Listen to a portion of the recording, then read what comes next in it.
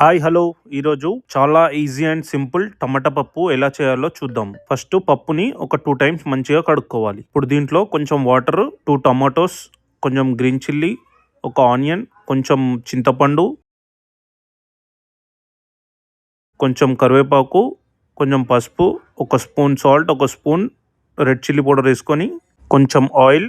ఇప్పుడు దీన్ని ఒక 3 విజిల్స్ వచ్చే వరకు మంచిగా బాయిల్ చేసుకొని పక్కన పెట్టుకోవాలి. 15 మినిట్స్ తర్వాత ఓపెన్ చేసుకొని దీన్ని పప్పు గుత్తితో మంచిగా ప్రెస్ చేసుకోవాలి. దీనికి కావాల్సిన తడకా రెడీ చేసుకుందాం. ఫస్ట్ గార్లిక్ ఇంకా జీరాని క్రష్ చేసుకోవాలి. చేసుకున్న దాన్ని పప్పులోకి కొంచెం వేసుకొని కొంచెం కరివేపాకు వేసుకోవాలి. ఇప్పుడు ఒక చిన్న ప్యాన్ లో ఫస్ట్ కొంచెం ఆయిల్ వేసుకొని జీలకర్ర, ఆవాలు, రెడ్ చిల్లీ, కొంచెం కరివేపాకు, క్రష్ చేసుకున్న గార్లిక్, జీరాని వేసుకోవాలి. ఇప్పుడు పోస్ట్ ని పప్పులోకి వేసుకొని ఒక 5 మినిట్స్ కుక్ చేసుకోవాలి.